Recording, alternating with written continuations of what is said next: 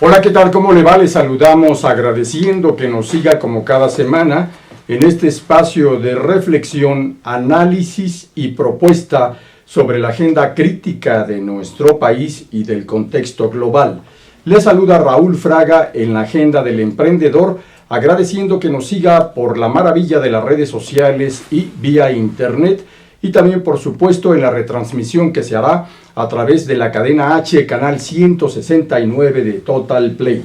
Pepe Sobrevilla, bienvenido. Raúl, muy buenas tardes a quienes nos siguen y a nuestros invitados, por supuestamente. Que hoy tenemos 3 invitados de alta trayectoria que nos permitirán reflexionar, conocer, evidentemente con la opinión respetada y documentada de ellos, cómo está la situación de la salud pública en México, uno de los capítulos centrales que tradicionalmente el discurso político a lo largo de las décadas ha estado resaltando. ¿Cuál es la realidad hoy, en el año 2018, en el contexto del proceso de las campañas por la sucesión presidencial? Nuestros invitados de hoy no lo dirán.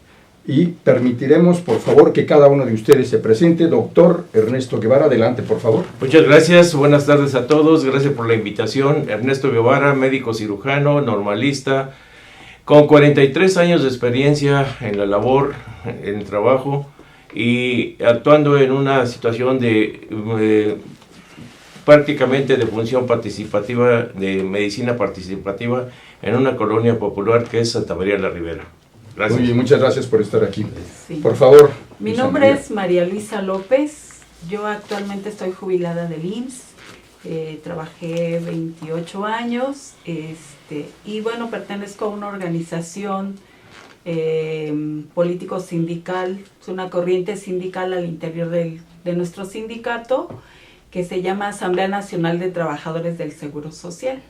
Ahí estamos jubilados y activos, pues que tenemos más de 30 años de lucha en contra del desmantelamiento de la seguridad social. Así es. Mucho gusto. Jorge, por favor. Mi nombre es Jorge Alberto Martínez Valero.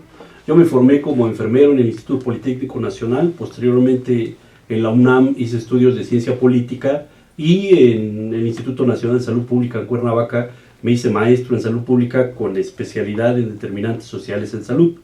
Soy miembro fundador de la Asamblea Nacional de Enfermeras y Enfermeros de México, que tiene sustantivamente como agenda la defensa del sistema público de atención en salud. Muy bien, nos preguntaremos de entrada cuál es el diagnóstico que retrata de cuerpo completo el estado de cosas en torno a la salud pública en México. ¿Es acaso una situación crítica que debería entrar al quirófano en una situación de emergencia, de urgencia, o acaso tendríamos que conocer otro tipo de situaciones? ¿Cuál es la opinión que tú nos compartes, doctor Guevara? Bien, el momento que estamos viviendo en este renglón, en este tema, es realmente digno de reflexionar muchas cosas. A pesar de ser un problema de vida o muerte, la salud no ha sido tratada como es debido, y menos ahora por los candidatos, como tú expresabas, de que ninguno aborda el problema. La salud y la educación pública son temas esenciales, vitales para el desarrollo de un país, el desarrollo económico de un país y la sustentación sobre todo.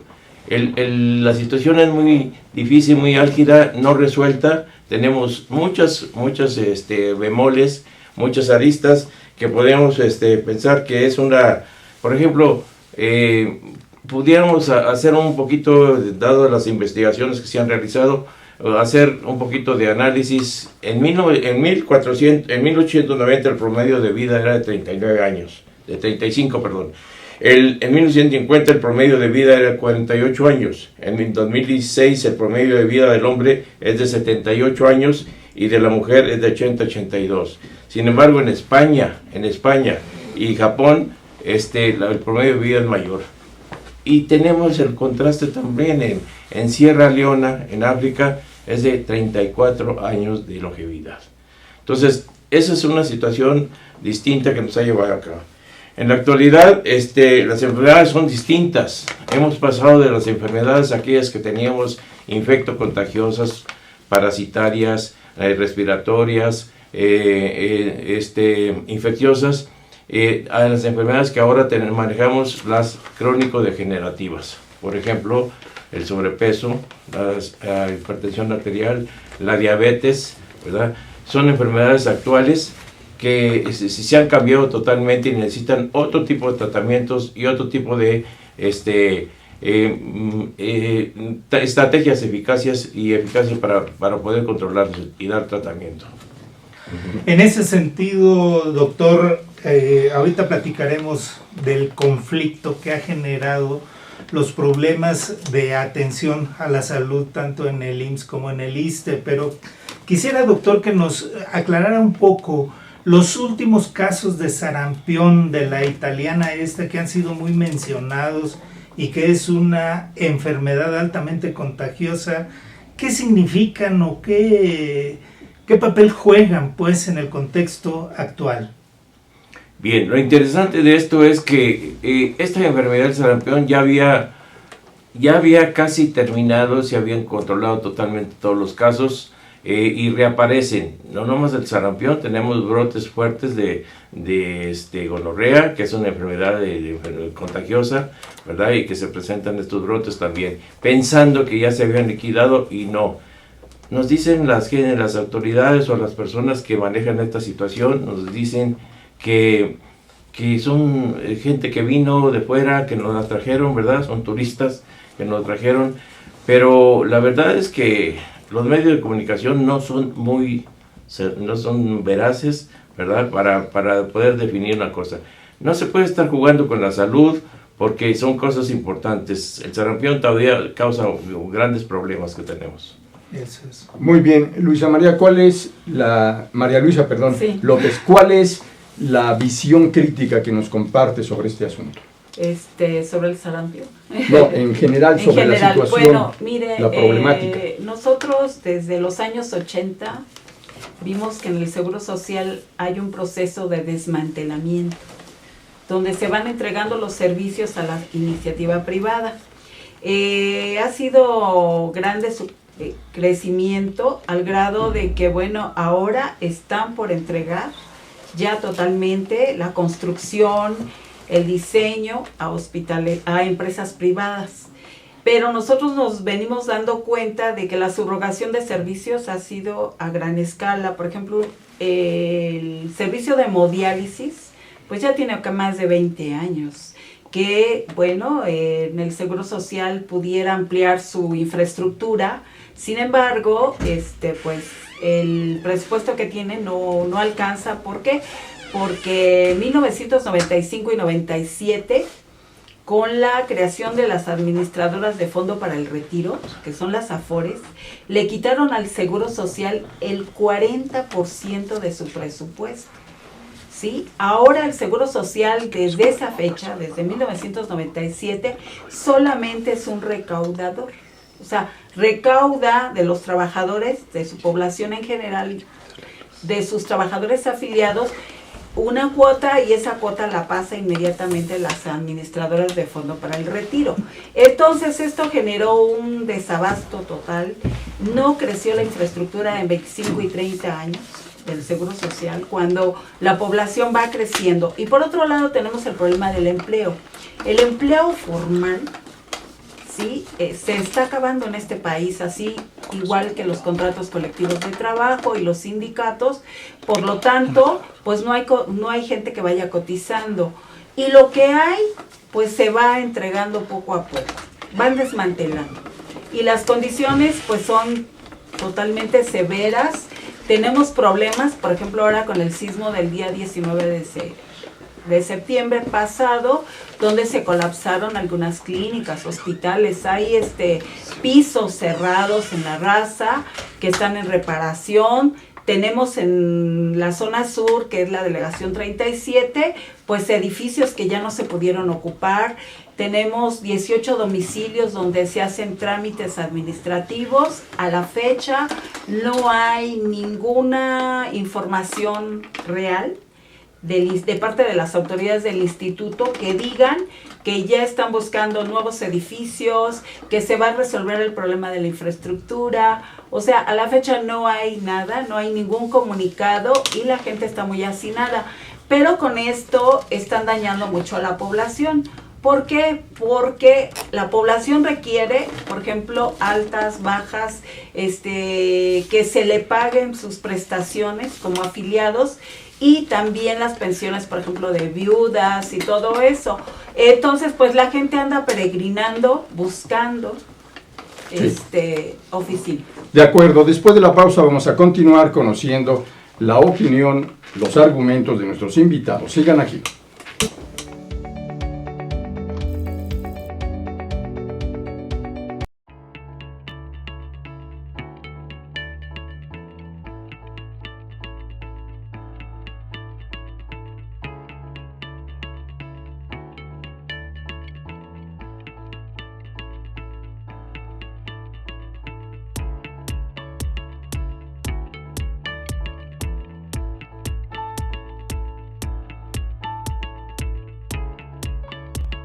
Estamos seguros que construyendo a través de la gente podremos trabajar y sobre todo contribuir en los resultados de su negocio.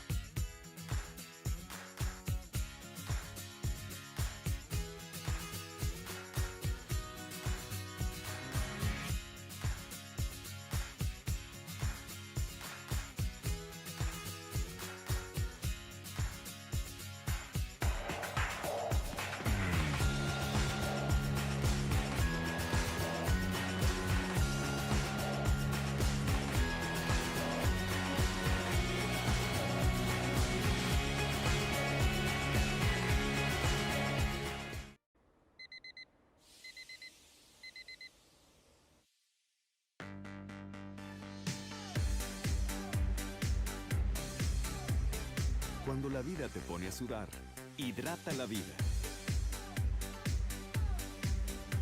Electrolit, científicamente hidratante.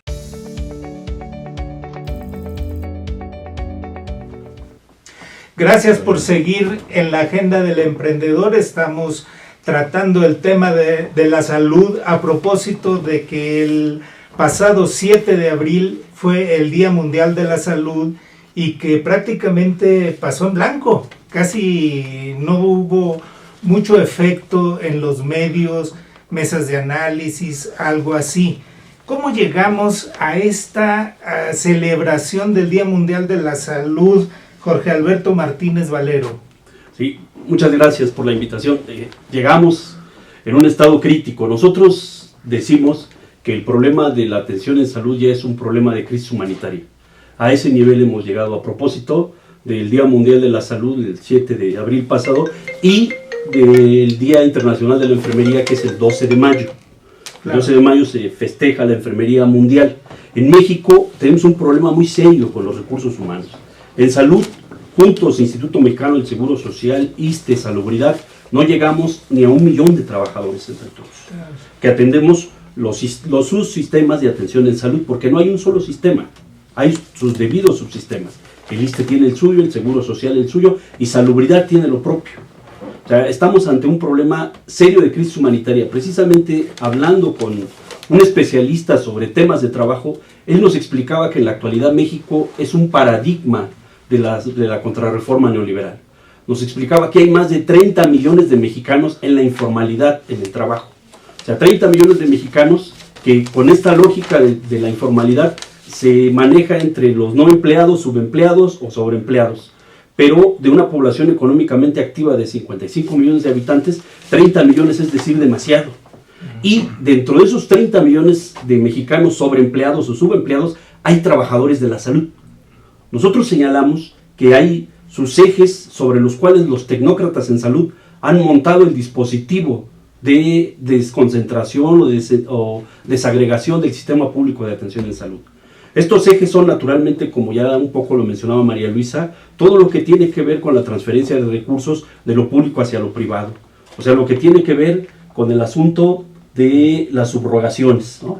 La contratación de servicios externos como laboratorios, etcétera, etcétera. La contratación de servicios de limpieza, etcétera, etcétera. O compañías terceristas incluso para la contratación de trabajadores en el fenómeno outsourcing que ya llegó a la Secretaría de Salud. Este es el otro gran eje sobre el cual han entrado los tecnócratas en salud, que es el de la reforma laboral por la vía de los hechos. Es decir, así como se las aplicaron a los maestros en términos de reforma educativa que pretendía darle prioridad a los estudiantes en contravención contra los intereses de los maestros, acá nos aplican exactamente lo mismo.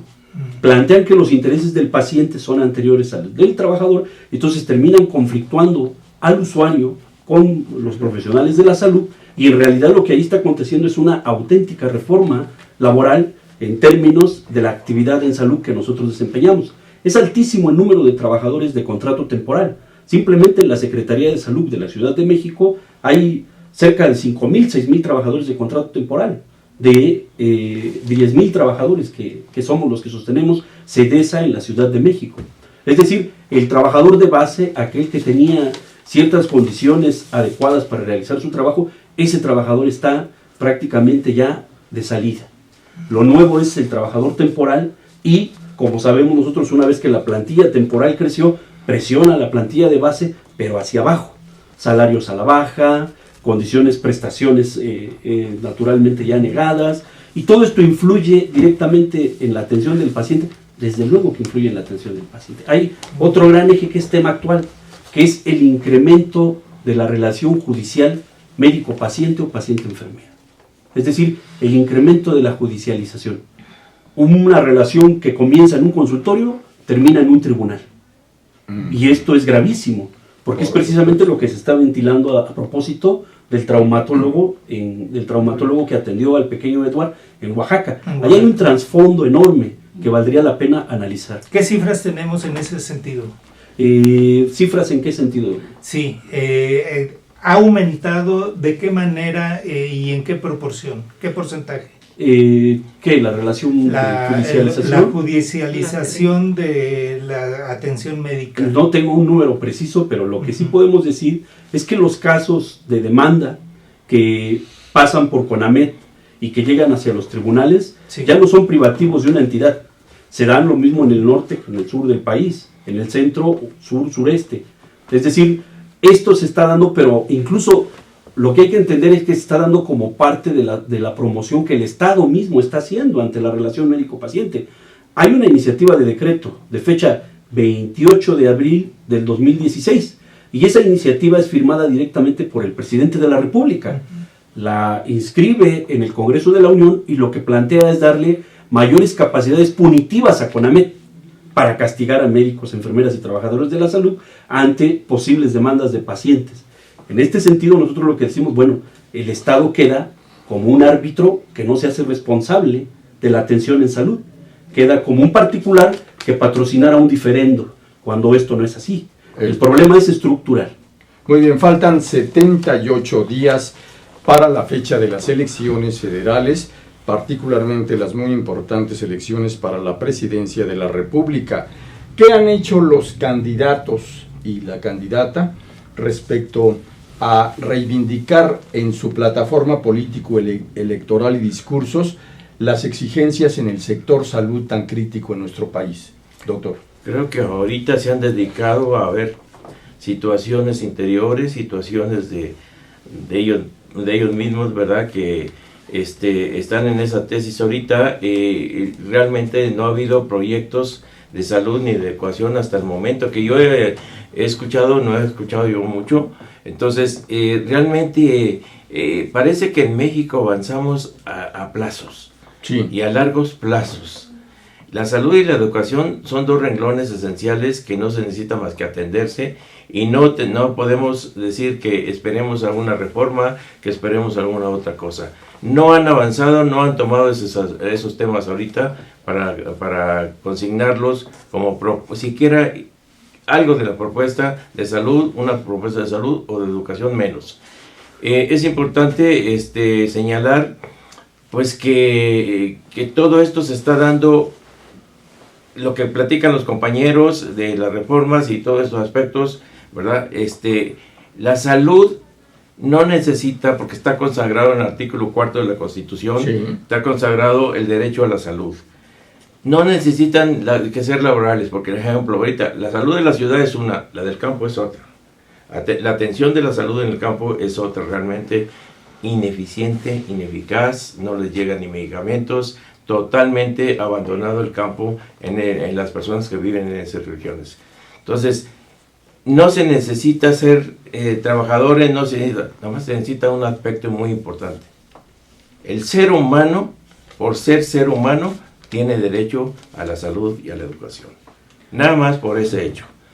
Las reformas vienen y van y prácticamente no aterrizan en ningún aspecto más importante de darles. La salud y la educación no necesitan tiempo, no necesitan plazo, necesitan acción. En ese sentido, María Luisa, ¿conoces alguna propuesta que haya hecho alguno de los candidatos en materia de salud?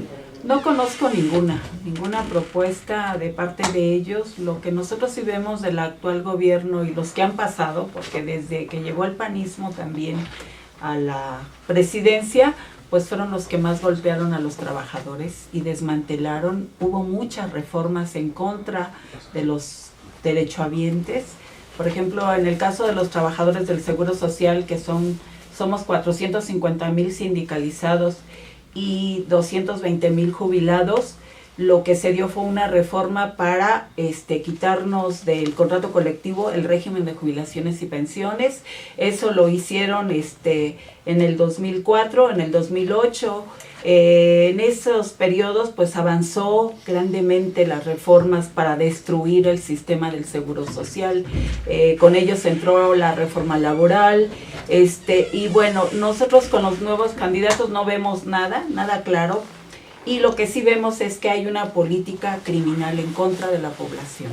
¿Cuáles deberían ser, perdón la interrupción, los puntos de atención especial que deberían tomar en cuenta los candidatos? Sí, yo creo que una de las promesas que hay, pero que tiene que ver con toda una política mundial, pues sería el de demandar el trabajo digno. Un trabajo con prestaciones, un trabajo formal, que en ese sentido lo vemos muy difícil porque va creciendo la precarización en todos los sentidos.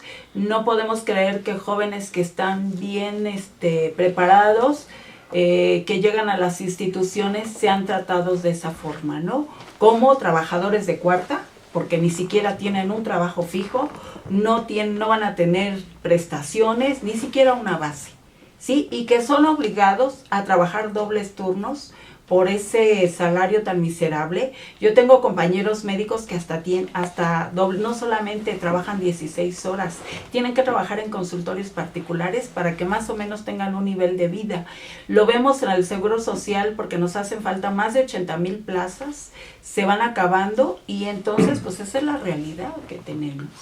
Y en tu opinión... Mira, yo lo abordaría desde el punto de vista inicialmente presupuestario. Sí. Salud y educación en México se parecen mucho, son sectores castigados, no llega el presupuesto del Producto Interno Bruto, no destina ni siquiera el 3% para uno y otro sector, cuando los organismos internacionales lo que recomiendan es alrededor del 8% del Producto Interno Bruto, tanto para salud como educación.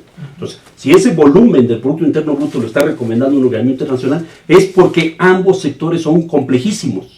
Y esto lo que nos está demostrando es que tanto de un lado y de otro, el Estado tiene que hacerse cargo de las tareas sustantivas.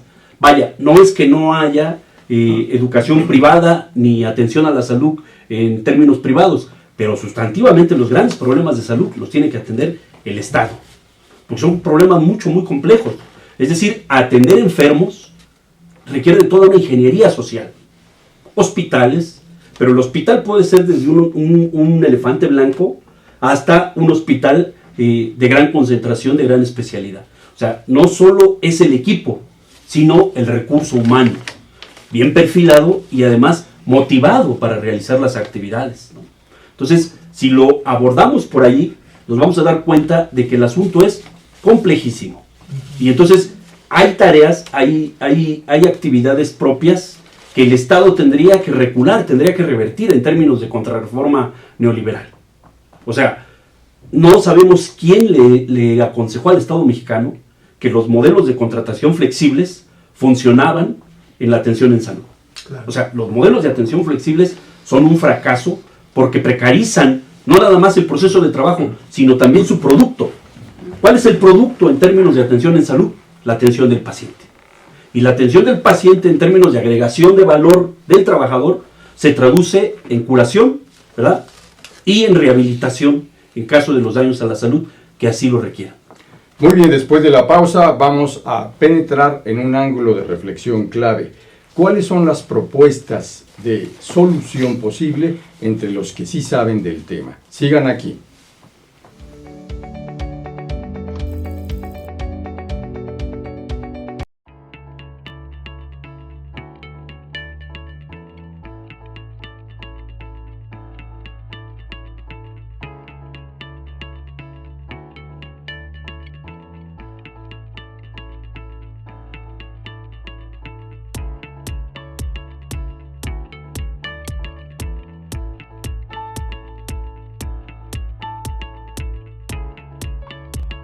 Estamos seguros que construyendo a través de la gente podremos trabajar y sobre todo contribuir en los resultados de su negocio.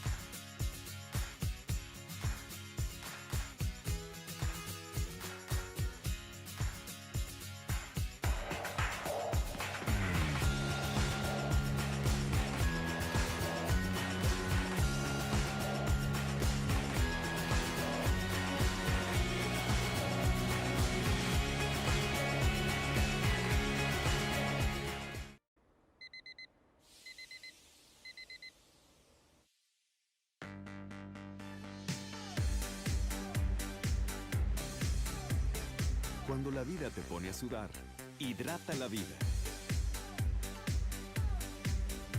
Electrolit, científicamente hidratante.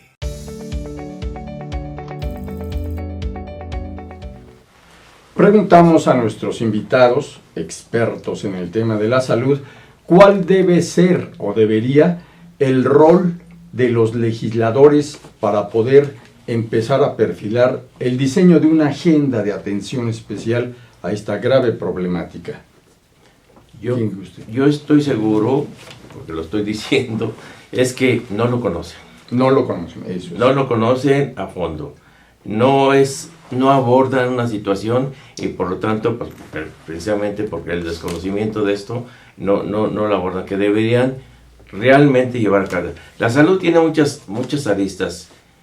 Se cree que con poner piso de tierra ya se solucionó un problema. No es cierto. Viven hacinados 8 gentes en una cama, en un cuarto. Esa es una situación para tener una buena salud posteriormente, si se permite hacerlo. El agua que les llega debe ser potable, no les llega agua potable. Eso contribuye mucho a tener una insalubridad y enfermedades parasitarias y de todo tipo. Entonces, tiene muchas aristas. Los legisladores están, creo que muy lejos de entender la salud debe ser integral, realmente. Y cuando también, el problema es administrativo de la salud también, administrativo, financiero, y de realizar acciones más directas con las ciudadanías. Entonces, si es administrativo, para reestructurar todo el sistema de salud, ¿verdad? Financiero, para todo. En lugares donde, por ejemplo, en Canadá, la salud es gratuita, la educación es gratuita, pero sí hay una recabación de impuestos de todos los ciudadanos. Nadie deja de pagar un impuesto y sabemos, allá sí saben a dónde van, ¿verdad? Y que realmente, pues, ese es el problema principal.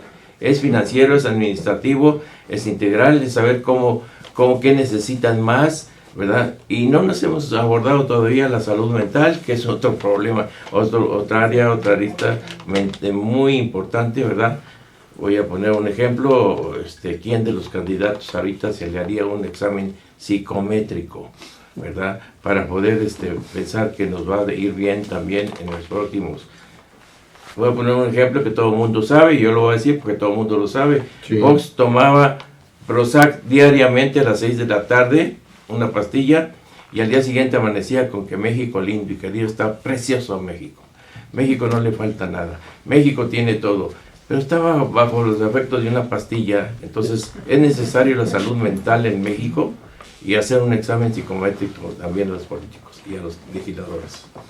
Pues tan cierto es, mi estimado Raúl, que cuando mandamos a hacer aquel perfil psicológico de Andrés Manuel López Obrador, nos andaba yendo como en feria.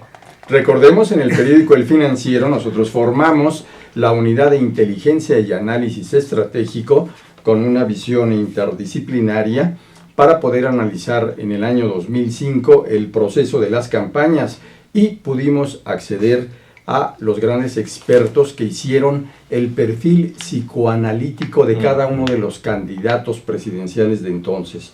Y vaya que brincaron de qué forma en el establo político electoral de López Obrador. Estuvimos a punto de ser demandados, pero bueno, es otra historia. Actualmente, ¿cuál es el estado de los medicamentos en la salud pública? ¿Hay suficientes? ¿No hay suficientes? ¿Qué está pasando, María Luisa? Sí, no hay suficientes. Hay cuadros básicos estandarizados. Yo creo que hubo un problema que tenemos en México y en las instituciones, es de una política estándar. Cuando el paciente es único y que, bueno, tiene que ver con los costos. La política, por ejemplo, de estas instituciones es bajar costos a como dé lugar. Tuvimos un problema muy fuerte hace 2 años que cambiaron el laboratorio de la insulina, por ejemplo. La insulina a muchos pacientes los puso en una situación bastante grave. Yo tuve el caso de una compañera que la insulina la cambian, ¿verdad?, para buscar un laboratorio más económico, pero sin siquiera hacer un estudio de cómo iba a actuar frente a estos, a los pacientes. Entonces mucha gente se descompensó, ¿sí? O sea, no les importa gran cosa, todo es estándar. Si me dan precios más abajo, así. Ahorita, por ejemplo, tenemos un problema. Con estos programas productivistas que tiene el instituto, como es la Unifila y que todo es por internet y que tu cita y todo, anteriormente a un paciente diabético lo tienen que ver cada mes porque tienen que evaluar cómo va su desgaste en sus órganos principales. Ahorita lo están dando cada 3 meses. Y lo que están haciendo es solamente darles una receta, resurtirles la receta 3 meses y que regresen a los 3 meses si es que les va bien, si no a los 4 o 5. Pero ¿dónde está la revisión para ese control de diabéticos? ¿Sí? Y eso nos va creciendo una mortalidad tremenda. Ese es por un lado. Por otro lado, pues está toda la política que hay, que es curativa, ¿no? Como ya decía el doctor, necesitamos regresar a una medicina preventiva, y preventiva no solamente quiere decir que te cuides tú, sino que te tienen que dar un empleo digno, una vivienda digna, una alimentación digna, ¿sí? Y todo eso tiene que ver con una salud integral. En este país, la verdad, yo he visto en la Ciudad de México, no estamos hablando ni de Oaxaca ni de Chiapas, pero en la Ciudad de México hay mucha población que no come. Se trataría de rediseñar la política social integral en México. Doctor Guevara. Y redimensionar las estructuras del sistema de salud, que son muy importantes. El otro gran problema que existe, por ejemplo, es que tenemos aquí la industria farmacéutica extranjera. Sí. Tenemos 145 años de Bayer. Ustedes recordarán la aspirina. Sí. 145 años de Bayer, Pfizer, el otro y el otro, que tienen más de 100 años en México. No existe más que un laboratorio mexicano. Y realmente, pues la medicina, los medicamentos deben extenderse a todos. ¿Por qué no se tiene una distribución nacional para que el ISSSTE, el seguro o el salubridad de X acudan a surtirse de medicina solamente en una unidad, ¿verdad? Gratuita o como sea, ¿verdad? Gratuita preferentemente, ¿verdad? Pero no existe porque la industria farmacéutica ha estado en manos de las, lo voy a decir en voz alta, de las transnacionales. En ese sentido, te pregunto, Jorge Alberto, ¿por qué ha funcionado el modelo del doctor Simi? ¿Por qué tiene tanta gente? ¿Y por qué vende más baratos los medicamentos? Bueno, aquí evidentemente la pregunta es ¿para quién ha funcionado? ¿Para quién? Claro, o sea, ha funcionado desde la perspectiva de la ganancia del doctor Simi y las compañías que hay detrás del doctor Simi. Pero no ha funcionado para fines de mejorar la salud de los mexicanos o la recuperación de la salud. Hay que entender que la salud, como bien lo mencionaba María Luisa, es un complejo cuyo cual está determinado por una serie de factores. El bien comer, el empleo, o sea, un texto que en España hace poco se produjo, La sanidad está en venta y nuestra salud también, decía, dentro de los consejos que a veces solemos dar, a veces sin pensar muy bien los trabajadores de la salud, cuando criticamos al paciente, o se le atribuimos siempre al paciente el daño, ¿no? Porque estás gordo, porque no te cuidas, porque no te aplicas tus medicamentos. O sea, dentro de esos consejos decían estos investigadores, bueno, si le vamos a aconsejar eso, entonces hay que aconsejarle que sea joven, que coma bien, que si tiene un empleo, que este empleo no sea temporal, que busque, o sea, una serie de circunstancias que determinan que la salud no sea un proceso que se fija y con el cual se vive toda la vida. Hay daños y múltiples causas. En realidad los trabajadores de la salud, precisamente nosotros trabajamos con esos daños a la salud. No trabajamos precisamente con la salud. Entonces, por principio, yo no veo interés en las iniciativas como la del doctor Simi, la del de curar a las personas. Porque también la salud se ha convertido en uno de los grandes mercados. O sea, hoy por hoy la agenda de negocios internacionales tiene 4 grandes ejes de los negocios. Uno es la trata de personas, el tráfico de armas, el tráfico de drogas, y el cuarto, asómbrense, es salud. Es decir, a salud ya están entrando los grandes empresarios, la industria farmacéutica, pero también la industria de los seguros, doctor. O sea, todo lo que tiene que ver con el problema de la judicialización de la relación implica buróes de abogados y también compañías aseguradoras que van a representar ya sea al paciente o al médico, y eso encarece los servicios de salud, ¿no? Encarece los servicios de salud. O sea, la pregunta en todo caso sería ¿quién está detrás de esas iniciativas?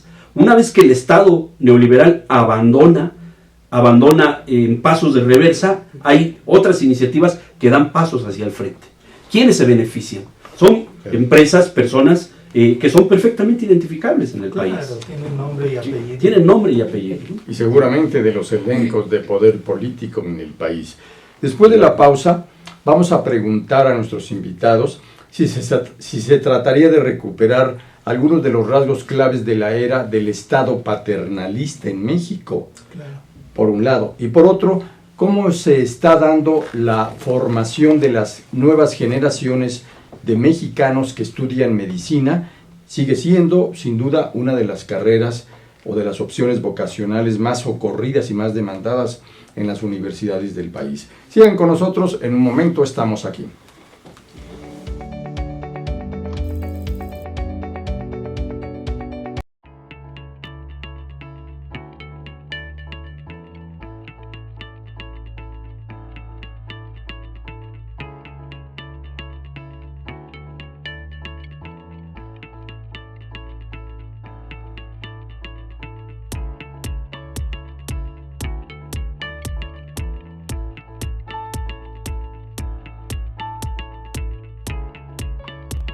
Estamos seguros que construyendo a través de la gente podremos trabajar y sobre todo contribuir en los resultados de su negocio.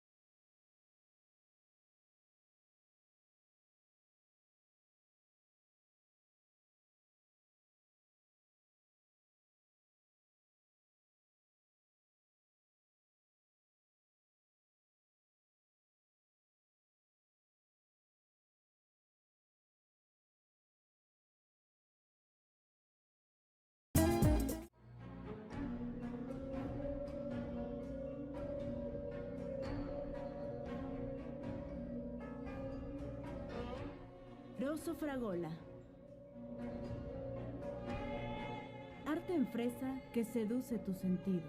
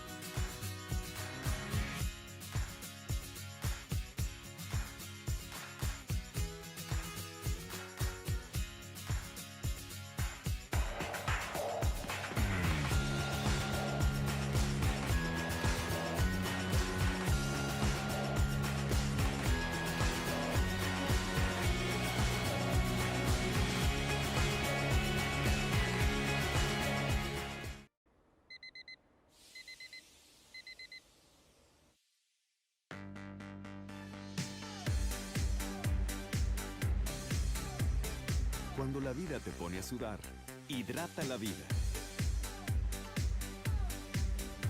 Electrolit, científicamente hidratante.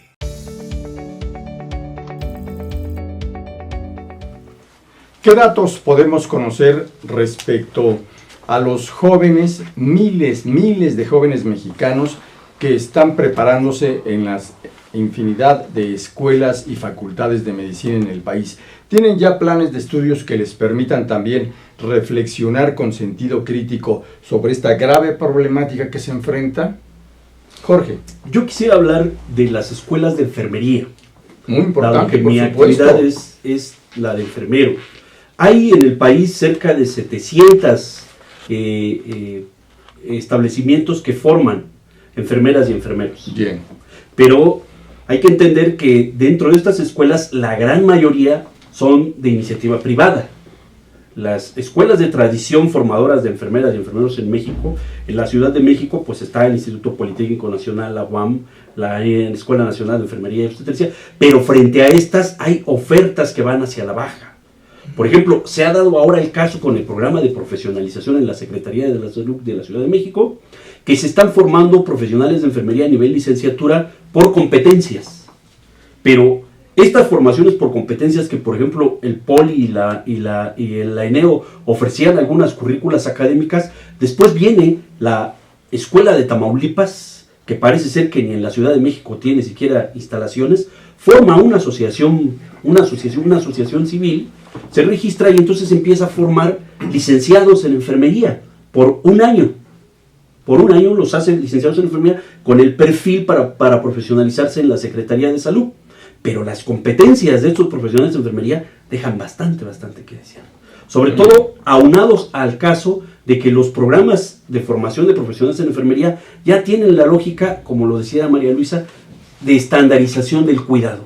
O sea, las políticas neoliberales nos llevan al terreno de estandarizar todo, para medir recursos de inversión y recursos de ganancias. Y al final, el cuidado de la enfermería en México no es excepción. Viene un modelo español de estandarización del cuidado y ese modelo es el que hoy priva en los hospitales. Este modelo es altamente administrativo. Le resta mucho tiempo efectivo en la práctica profesional a la enfermería y el tiempo que le da la enfermera a las hojas y a las múltiples expedientes que tiene que llenar es exactamente el tiempo que retira del cuidado a los pacientes.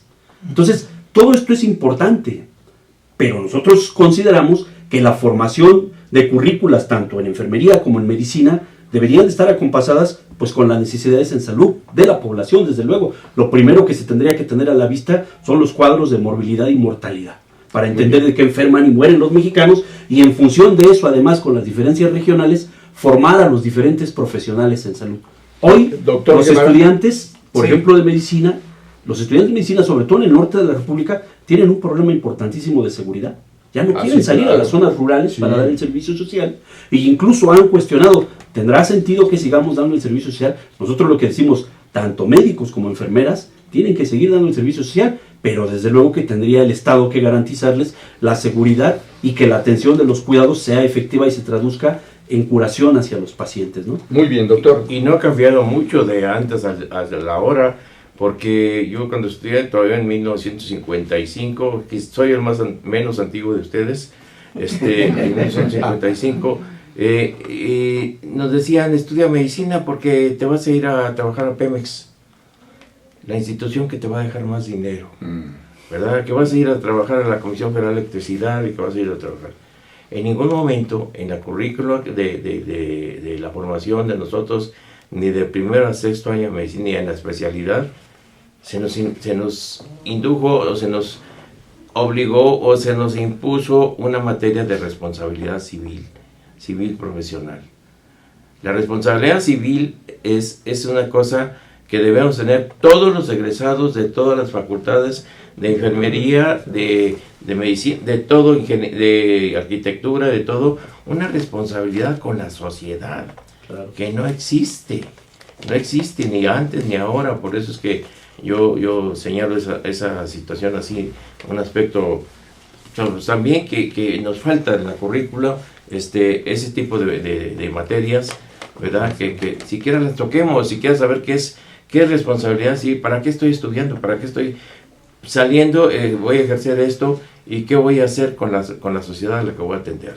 Eso es muy importante. Yo sí quisiera hablar, Sí, si me permite, adelante, por favor. De la situación actual que vivimos, que preguntaban. Sí. Ahorita, llegar a la tercera edad, viejo y enfermo, significa una sentencia de muerte anticipada.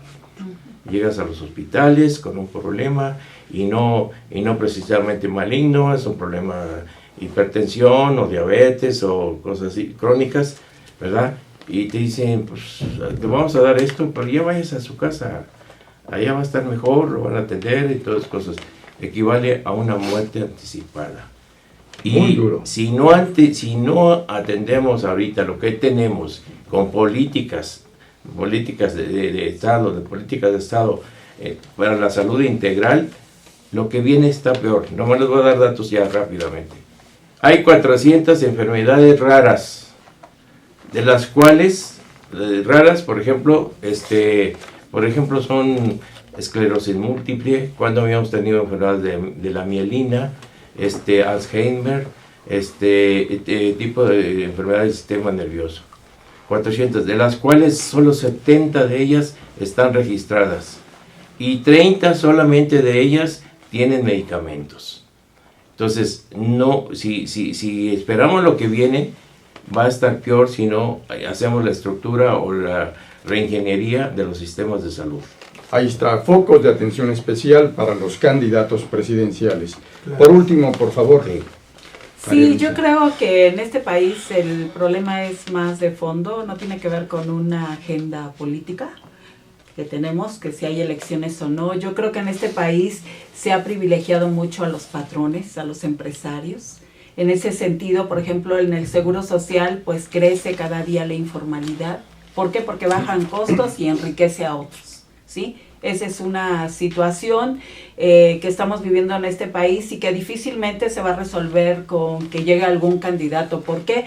Porque ya van muy avanzadas todas las reformas estructurales, ¿sí? Que es de destrucción, ¿verdad?, del Estado benefactor y posiblemente va a ser muy difícil o vamos a tardar mucho para poder recuperar. Por ejemplo, yo preguntaba a un especialista, ¿cuánto podríamos, si se recuperara el Seguro Social, cuánto tardaríamos? 50 años para recuperarlo. ¿Por qué? Porque sí, o más años. Entonces yo creo que hay una gran necesidad en la organización en la que yo estoy. Lo que nosotros planteamos es la organización de los derechohabientes y los trabajadores. Muy no bien. vernos como enemigos, somos un solo pueblo, una misma clase trabajadora y tenemos que luchar para mejorar las condiciones. Muchas gracias, María Luisa, por estar aquí. Gracias, por Gracias supuesto, a Jorge. ustedes. Gracias. Agradecemos Ustedes mucho. por la Al invitación. doctor Guevara también, sus muy Gracias. importantes aportaciones. Pepe Sobrevilla, muchas gracias. Al nuevamente. contrario, Raúl.